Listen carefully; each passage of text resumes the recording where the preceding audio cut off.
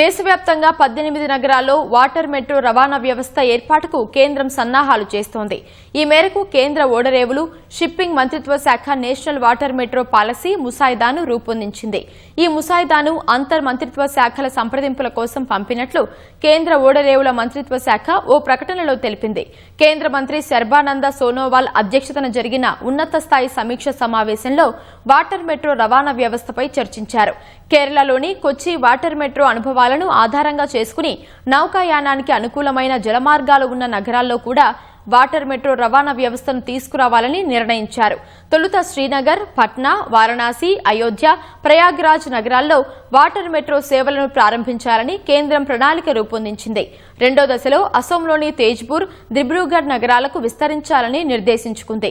18 నగరాల్లో సాధ్యాసాధ్యాలను పరిశీలించే బాధ్యతను inland water ways authority of India Kochi metro rail limited కు అప్పగించింది. ఈ సంస్థ ఇప్పటికే క్షేత్రస్థాయి పరిశీలనలను పూర్తి చేసింది.